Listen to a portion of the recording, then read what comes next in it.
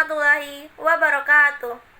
Perkenalkan, nama saya Pratiwi Gustia Anggraini, NPM D1D020077, kelas 1A, Prodi Ilmu Administrasi Publik, Fakultas Ilmu Sosial dan Ilmu Politik, Universitas Bengkulu.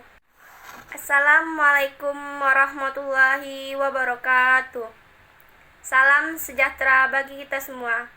Yang terhormat Bapak Rio Kurniawan selaku dosen pengampu mata kuliah Bahasa Indonesia di Universitas Bengkulu, serta teman-teman seperjuangan yang saya sayangi dan saya banggakan. Pertama-tama, marilah kita panjatkan puji serta syukur atas kehadiran Allah Subhanahu wa Ta'ala yang telah memberikan kita kesehatan dan kesempatan untuk dapat menyelesaikan tugas ini dengan lancar. Tak lupa pula kita haturkan salawat serta salam kepada junjungan kita Nabi besar Muhammad Sallallahu Alaihi Wasallam yang telah membawa kita dari zaman kebodohan hingga zaman yang penuh ilmu pengetahuan seperti sekarang ini. Para hadirin yang saya hormati, pada kesempatan kali ini, saya akan menyampaikan pidato yang bertema pendidikan di masa pandemi. Seperti yang kita ketahui, tahun 2020, kita dihadapi dengan pandemi COVID-19 atau virus corona yang masih menjangkit dunia. Banyak ratusan ribu orang yang terinfeksi. Maka dari itu, membuat semua kegiatan harus dilakukan di rumah agar dapat memutus rantai pandemi COVID-19. Salah satunya, membuat sistem pendidikan di seluruh dunia terkena dampaknya. Selain itu, pandemi COVID-19 ini membuat sekolah-sekolah yang ada di seluruh dunia harus ditutup sementara. Dengan demikian, kita diharuskan belajar daring atau belajar dari rumah dengan menggunakan sistem online. Akibat dari pandemi ini, banyak para pendidik yang harus dituntut untuk bisa melakukan pembelajaran jarak jauh. Hal ini juga menjadi tanggung jawab bagi semua orang tua dalam membantu anaknya belajar di rumah. Belajar dari rumah, mengajar dari rumah itu menantang. Ada proses transisi atau perubahan dari kebiasaan belajar di sekolah maupun belajar di kampus yang berubah menjadi belajar di rumah atau belajar daring. Belajar daring merupakan sebuah proses belajar bagi para pelajar, mahasiswa, dan orang tua. Hadirin yang saya hormati, sistem daring berdampak baik dan buruk bagi kita. Dampak buruknya, kita sangat sulit untuk memahami karena kita tidak bisa bertanya langsung dengan guru dan dosen pada materi yang tidak dimengerti. Dan kita dituntut untuk berpikir keras karena agar kita dapat memahami apa yang disampaikan oleh para pendidik meskipun tidak semua memahaminya, dan kita harus dan wajib untuk berusaha memahami apa yang disampaikannya.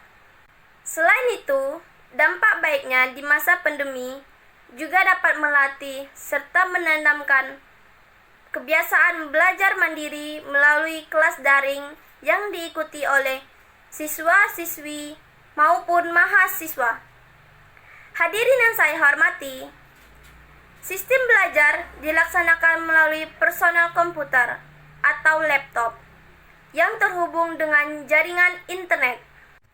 Para pendidik juga dapat melakukan pembelajaran menggunakan grup media sosial seperti WhatsApp, Telegram, aplikasi Zoom, ataupun media lain sebagai media pembelajaran. Pembelajaran daring juga tidak dapat terlepas dari jaringan internet. Meskipun masalah jaringan internet telah terpecahkan dengan adanya bantuan kuota dari Kemendikbud. Namun, masalah internet juga masih menjadi masalah besar bagi siswa-siswi dan mahasiswa, apalagi para siswa-siswi dan mahasiswa yang tinggal di daerah pedesaan terpencil yang jauh dari jangkauan jaringan internet yang banyak dialami oleh para pelajar dan mahasiswa dalam pelaksanaan pembelajaran daring ini. Hal ini dapat membuat kesenjangan ekonomi yang semakin melebar karena pandemi COVID-19 ini. Ada beberapa orang tua yang mengalami fase buruk saat pandemi saat ini, di mana mereka harus memberi makan keluarga dan membiayai pendidikan anaknya. Tidak sedikit dari mereka yang memutuskan untuk berhenti melanjutkan pendidikan. Hadirin yang saya hormati, untuk menghadapi masalah belajar saat pandemi ini, tugas guru dan dosen harus menjadi masalah perbedaan sistem belajar konvensional ke sistem belajar daring sangat mendadak dan tanpa persiapan yang matang. Tetapi, semua ini harus dilakukan agar proses belajar dapat berjalan dengan lancar dan siswa pun aktif melaksanakan serta mengikuti walaupun dalam pandemi COVID-19 ini. Dan permasalahan lain juga terdapat pada PR bagi pemerintah agar mencari jalan keluar yang tepat agar permasalahan ini dapat teratasi dengan baik.